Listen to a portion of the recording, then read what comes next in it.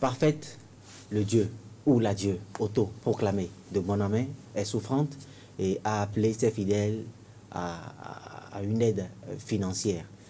Quelle est la note que vous attribuez à cette actualité? 2. Sergino Lokossou? 5. 5. Je vais revenir à Prudent Nasséou qui a donné 2.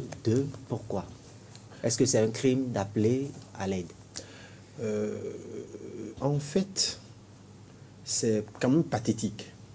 Hein? C'est pathétique parce que tout à l'heure, en présentant Parfaite, vous l'avez présenté comme Dieu. Autoproclamé. Autoproclamé. Dieu autoproclamé. Je l'accepte même. Oui. Mais on ne l'a pas présenté comme un citoyen ordinaire. Est-ce qu'on est d'accord? On ne l'a pas présenté comme un citoyen ordinaire. Dieu, au-dessus donc des hommes, qui est malade. Ça me pose un problème de compréhension d'abord. Le paradoxe. Le paradoxe est là justement parce que Parfaite est une personne humaine, vue et appréciée comme telle. Mais dans le langage religieux, elle se réclame Dieu. Et c'est là même cette dualité qui pose problème en fait. Parce que le béninois par nature est solidaire, est sensible, est humain. Et nous n'allons pas faire le reproche à une personne physique, on va dire, malade, de demander de l'aide. Mais ici, ce qui choque, c'est qu'il s'agit d'une personne qui se réclame Dieu et qui est censée ne pas être malade ou ne pas tomber malade. Mais c'est ça. Si Parfaite, elle-même, à travers un audio, dit qu'elle est malade et sollicite de l'aide pour aller se faire soigner, ça voudra dire que ce n'est plus Dieu qui parle. C'est l'être humain qui parle. C'est notre sœur qui parle. Et donc, c'est justement ce qui suscite aujourd'hui autant de polémiques. Et mieux, je suppose qu'elle était vraiment Dieu. Et qu'elle est peut-être tombée malade. Et qu'on a besoin de l'argent pour se faire soigner. Dans leur organisation religieuse, elle doit être au sommet de la pyramide. Ça voudra dire que sous elle, il y a des gens qui répondent du culte, qui sont censés prendre la parole pour solliciter de l'aide. Est-ce que nous connaissons les autres églises? Il ne revient pas à celui qu'on vénère, celui qu'on considère comme l'omniscient, l'omnipotent, de se mettre au devant de la scène pour demander de l'aide. Il aurait pu le faire à travers ses sbires ou ses sous-fifres, ou ses collaborateurs. Parce que nous avons un pape dans cette église, nous avons des cardinaux. Il leur revenait. Et c'est ça ce qui choque dans ce discours religieux qu'on observe depuis un certain temps dans notre pays. Sergino Lokossou, Parfaite Bonhomet est connue de tous les Béninois comme Dieu. C'est ce qu'elle a dit elle-même, créateur du monde, créateur du ciel et de la terre. Elle a même dit dans l'une de ses déclarations qu'elle est venue délivrer les hommes du péché. Comment comprendre qu'un Dieu puisse tomber malade au point d'en appeler à l'aide? Écoutez, je classe tout ça dans le champ lexical du ridicule, parce que quand mon aîné disait tout à l'heure que Dieu n'est pas censé tomber malade, j'ai ri d'un ricanement féroce, parce que ça me paraît bizarre, très bizarre, que ce culte qui défie l'Église catholique depuis plus de 10 ans maintenant, on va dire, que de jour en jour, nous observons une série d'actions qui, à mon avis, me laisse perplexe ou je suis étonné quand j'entends un certain nombre de choses. Avant tout ça, celle qui voulait aider ses fidèles, qui voulait donner de l'argent à ses fidèles pour entreprendre des choses. Et il fallait un certain nombre de montants. On a listé ceux qui devraient avoir 1 million, 2 millions, jusqu'à hauteur de 500 millions si j'ai bonne mémoire. comment se fait-il que dans un passé récent, il n'y a même pas de 2 ans, celle qui veut donner de l'argent à ses fidèles tombe malade, celle qui se réclame Dieu, donc comme l'a souligné mon aîné, ne devrait pas tomber malade, celle qui est venue délivrer le monde de ces conneries, on va dire, du péché ou des valeurs animales qui arrièrent le monde actuel, tombe malade. Celle qui, dans un passé récent, voulait donner des millions à ses fidèles, réclame aujourd'hui une somme de 10 millions pour se faire soigner. Je pense que c'est ridicule à mon avis. Il n'y a pas meilleur mot pour exprimer, pour expliquer cette situation. C'est du ridicule, c'est du pipeau. Et moi, je dis, c'est vrai, il n'y a que sous le champ, ou on va dire ça comme ça, le champ de la religion, il faut faire beaucoup attention. C'est vrai, nous sommes au Bénin, et le Bénin est un État laïque. Il n'y a pas de religion d'État. Mais, comme l'a rappelé également mon aîné, on constate un certain désordre en ce qui concerne la religion. C'est vrai, vous allez me dire qu'entre l'injustice et le désordre, il faut choisir l'injustice parce qu'elle peut être réparée après. Mais quand le désordre s'installe, on a du peine à recadrer, à gérer le désordre. Je pense que je vais interpeller peut-être, ça peut être utopique, le ministre de l'Intérieur pour arrêter un certain nombre de choses dans le pays. Cette même personne qui s'autoproclame Dieu a dit dans ce pays que le chef de l'État est dans ses mains, que les ministres sont dans ses mains, que personne ne peut rien lui faire. Mais aucun service de l'État, aucun service de la présidence n'a pu arrêter cette dame dans ses élans. Et elle continue. Et on ne dit rien. Moi, je pense qu'à un moment donné, on se dit, bon, il y a le Bénin des uns et des autres. C'est comme si elle a une certaine ouverture quand elle dit des choses. Parce que moi, je ne dis, on ne peut pas dire d'un chef de l'État qu'il est l'homme, c'est genre. Je me rappelle, il y avait même eu certains courants de pensée qui ont prêté une accointance, une proximité de la Dieu autoproclamée avec le pouvoir. Non, quand ça se fait, ceux qui pensent qu'il y a une affinité ou il y a une accointance avec directement le pouvoir ou des proches du pouvoir ont raison. Parce que, regardez la détermination avec laquelle on arrête ces jeunes qui critiquent le pouvoir, qui, d'une manière ou d'une autre, insultent, en griffe le chef de l'État, qui est une institution qu'on ne doit pas insulter, mais on les arrête, quel que soit là où ils se trouvent sur le territoire, on les cherche, on les arrête. Mais elle n'est pas perdue. Elle parcourt monts et vallées dans le pays. Elle insulte tout le monde. Quand vous voyez ses presses, elle est d'une insolence légendaire. Et donc, je pense que il faut arrêter les choses, parce que ça ne présente pas une bonne image du pays. Non, évidemment, il faut le dire. Il faut le dire. Il faut trouver les mots juste pour le dire. N'ayons pas peur de le dire. Moi, je le dis en toute sincérité qu'il faut arrêter cette chose-là. Je dis, il faut que l'heure de nous-mêmes sonne. Il faut que, à un moment donné, on puisse quitter, comme l'a dit Emmanuel Kant. Il a dit, j'ai dû abandonner la raison pour lui substituer la foi. Aujourd'hui, il faut abandonner la foi pour lui substituer la raison. Agissons comme cela se doit. Faisons les choses dans les normes. Ne laissons pas des gens. Et récemment, à Valou, quand on laisse, c'est comme ça. Il y a un certain Azaël, je ne sais pas. La secte Azaël. Mais quand ça se passe comme ça, on dit qu'il y a des uns et des autres. Et regardez comment la détermination avec laquelle on a cherché le promoteur de ce courant religieux, on l'a arrêté. On a arrêté un certain nombre de fidèles également. Mais pourquoi on laisse celle-là? Pourquoi on la laisse? Pourquoi? C'est elle qui fait ça Java, mais personne n'en parle. Moi, je pense qu'aujourd'hui, ça nous montre qu'elle n'est pas Dieu. Elle s'est autoproclamée Dieu. Parce que Dieu ne tombe pas malade. Quand vous lisez la Bible, qui est le livre saint qu'elle utilise, à aucun moment on nous a parlé que Dieu est tombé malade dans la Bible. Je sais, chacun, que les internautes m'en excusent, chacun a son courant religieux, mais ce que je dis, ça ne concerne pas forcément la religion. Je fais une critique, et ce que j'observe, je le dis. On ne peut pas s'autoproclamer. Je ne connais pas de pasteur ou de bishop ou d'évêque d'église qui puisse monter au créneau pour dire, je suis malade, donnez-moi de l'argent. Il a rappelé, c'est quand même une organisation autour de cette église-là ou de ce secte, si vous voulez. Il y a quand même que ce n'est pas à elle de demander de l'argent. Les autres peuvent demander de l'argent. Mais depuis un certain temps, on a constaté qu'elle fonctionne comme ça. Elle a son registre à part, elle a son champ lexical à part, et tout le monde le respecte dans le pays, y compris les institutions ou l'État central qui est chargé de réguler un peu les choses. C'est vrai que nous ne sommes pas... nous sommes un État laïque, il n'y a pas de religion d'État, mais ça ne permet pas à ce que les institutions de la République puissent laisser le désordre continuer comme ça. Justement, Prudent Nasséou, est-ce que ce n'est pas au nom de ce principe de laïcité que l'État a laissé un champ d'action libre à cette dame qui s'est autoproclamée Dieu et qui agit tout comme les autres confessions religieuses? L'État, il faut distinguer. En mon sens, la déclinaison de l'État au niveau communautaire, c'est les préfets de département. Et à la matière, sur le principe du maintien d'ordre, le préfet peut agir au nom de l'État.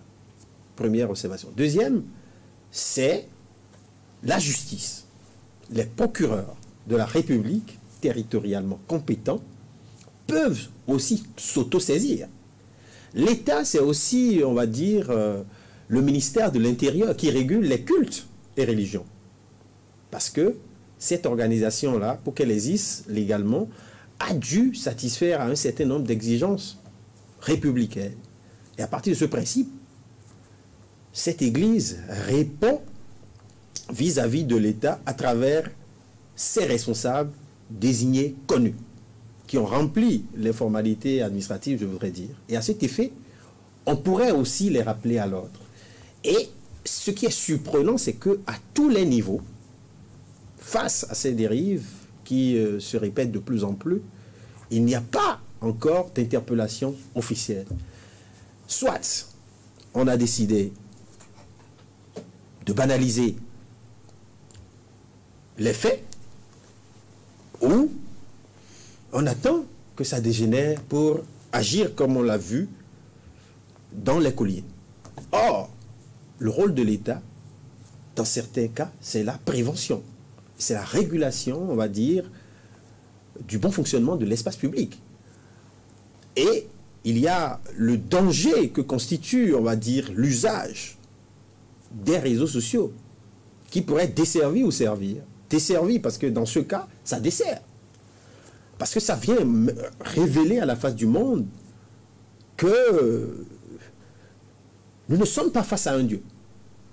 Tout au moins. Ça vient montrer. Parce que c'est son audio, c'est sa voix qu'on entend. Et ce n'est pas dit dans un culte religieux. Ce n'est pas dit dans une église.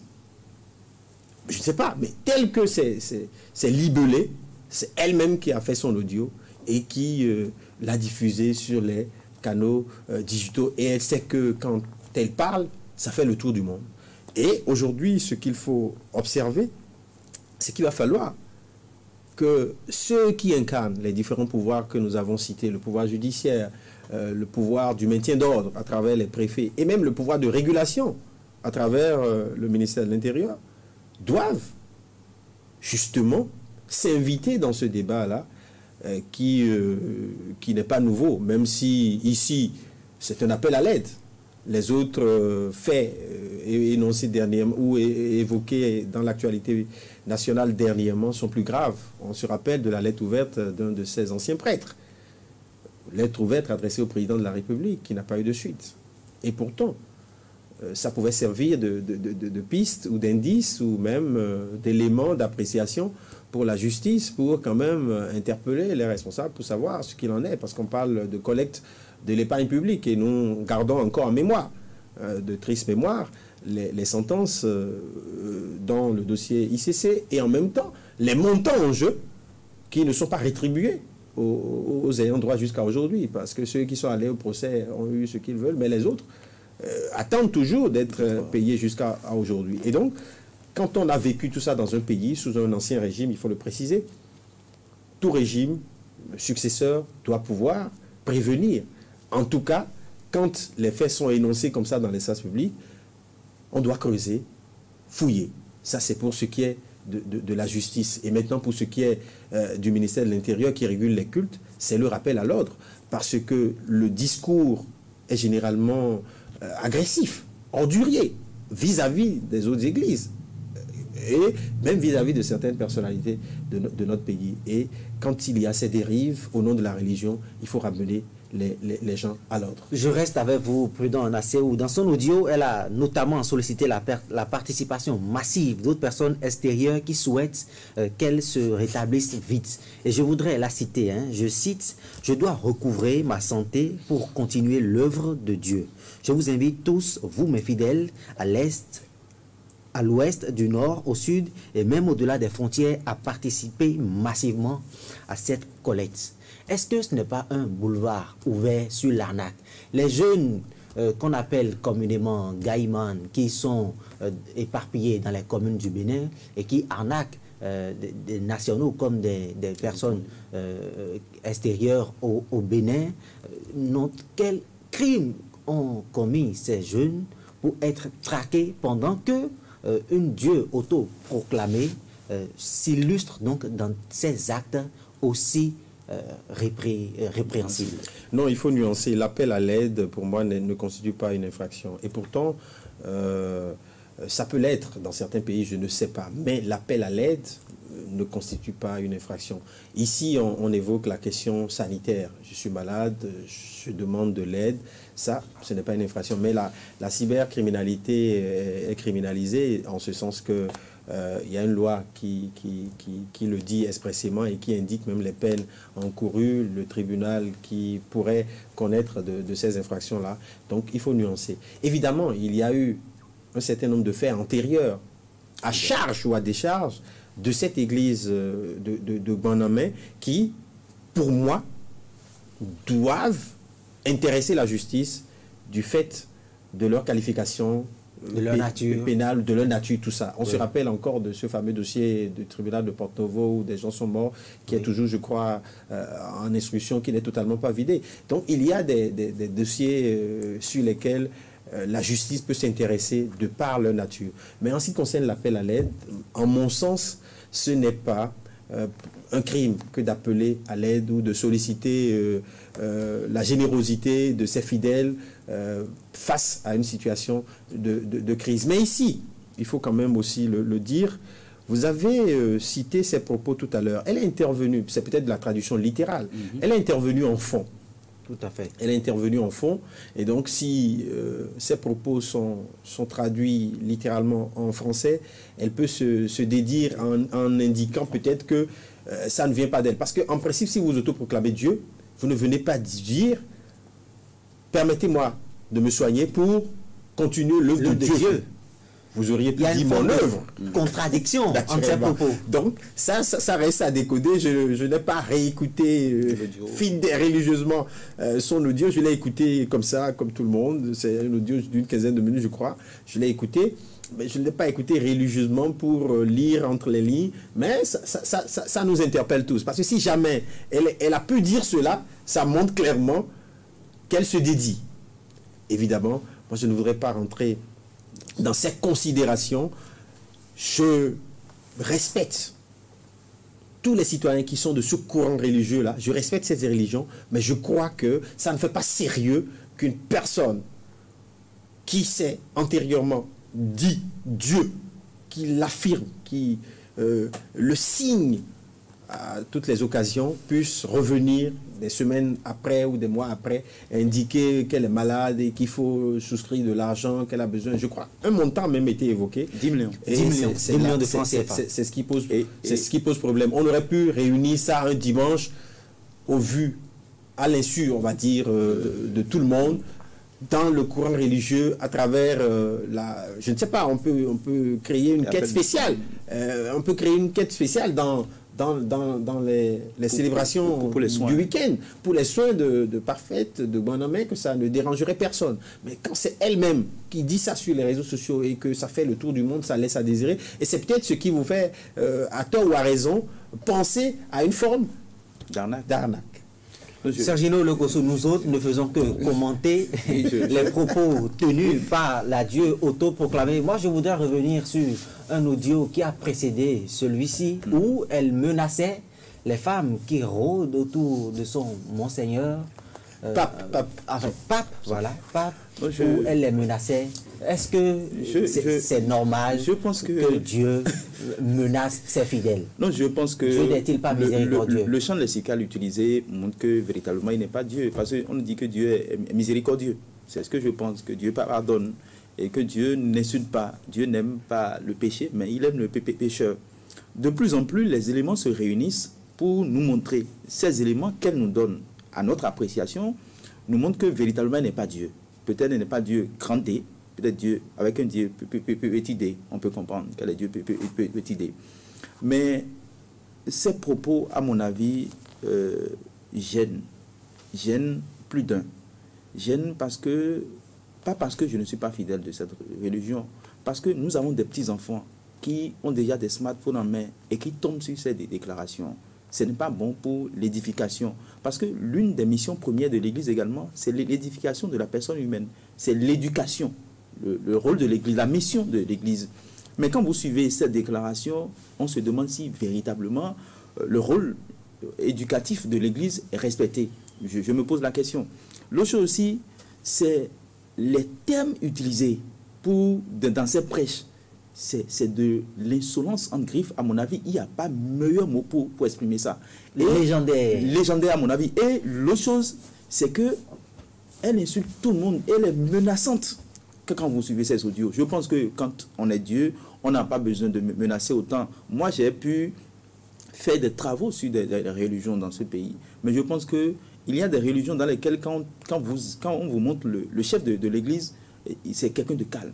C'est quelqu'un qui est à l'écoute de tout le monde. C'est quelqu'un qui n'insulte pas. C'est quelqu'un à côté de qui, quand vous insultez, il vous appelle automatiquement pour dire non, on ne fait pas ça, on n'insulte pas. Mais quand c'est le premier dirigeant ou la première personne qui est censée représenter l'église, qui est censée porter l'image de l'église, qui insulte tout le monde dans l'église, même les papes, et qui de surcroît à Dieu, et qui insulte toutes les femmes de l'église pour dire de ne pas s'approcher de son pape. Parce qu'elle a constaté qu'elle est en train de perdre le réseau au niveau de son pape. Parce que, oui, c'est ce que je constate. De ceux qui pensent que c'est ce que je constate. Maintenant, l'autre chose que avec son pape. Lorsque je voudrais dire, si il y a des accointances, je ne sais pas moi de le dire, mais les éléments se réunissent et permettent à ceux qui croient de le croire. On ne peut pas trouver tort à ceux qui pensent, parce que sur le champ de la réflexion, le champ est laissé libre à tout le monde de penser ce qu'il veut, d'avoir ses réflexions, d'avoir ses hypothèses, et puis au final trouver quelque chose. L'autre chose que je veux souligner rapidement, parce que nous sommes pris par le temps. Elle a réclamé 10 millions. C'est pour elle qui est tombée dans l'espace public, et on le sait. Dans les autres églises, il y a pire. Parce que aujourd'hui, moi, j'ai pu, une église dont j'étais le nom, on m'a dit, la personne est très proche, même dans le comité, que l'église brasse près de 200 millions par mois, comme dîmes et quêtes. Mais il y a des jeunes qui ne font rien, qui ont besoin de 50 000, de 20 000 pour entreprendre quelque chose. Elles ne trouvent pas. Donc je pense que l'église aujourd'hui, les églises, dépassant le débat, doivent également jouer leur rôle d'accompagner la jeunesse. Aujourd'hui, les jeunes manquent de tout. Aujourd'hui, nous sommes dans un pays où tout coûte cher. Et quel est le rôle de l'église? Des églises en général, on va dire, dans l'accompagnement des jeunes. C'est vrai qu'il y a beaucoup d'églises qui forment les jeunes à l'entrepreneuriat, mais on ne doit pas s'arrêter à cette formation. Il faut financer. Si tant est que l'église gagne beaucoup d'argent, il faut financer. C'est vrai, c'est la maison de Dieu. Je n'ai rien à foutre dedans, mais je pense qu'on peut mieux faire. Dieu n'a jamais voulu que les jeunes souffrent. Dieu n'a jamais voulu que les jeunes demandent à longueur de journée aux aînés, donnez-moi quelque chose. Dieu veut que chacun mange son pain à la sueur de son front. Et la meilleure façon de l'église d'accompagner ces jeunes, c'est quand même de leur trouver un peu de financement pour qu'ils puissent en sortir. Prudent Nasséou, une toute dernière question avant donc de sortir de cette émission. Est-ce que le champ libre laissé à toute personne de créer sa religion, de créer son église, n'ouvre pas la porte à une certaine clochardisation des Béninois?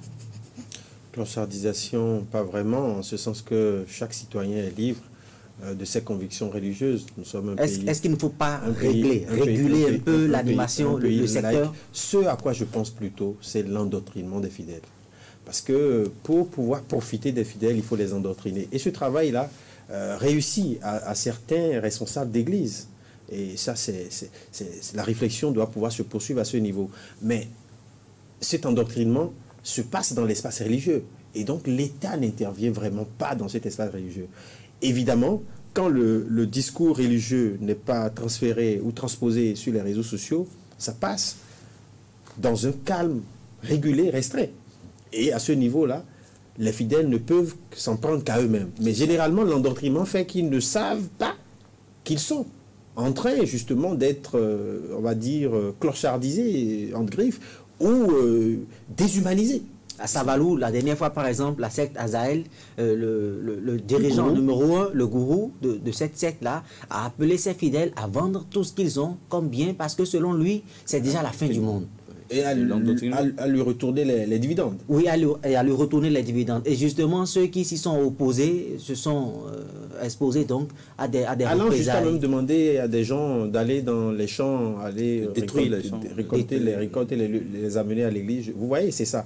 Parce que pour que le fidèle qui est doté d'une intelligence puisse agir en déviance des principes qui régulent le vivre ensemble, pour que ce fidèle-là puisse justement enfreindre ces principes-là, il faut jouer sur son subconscient.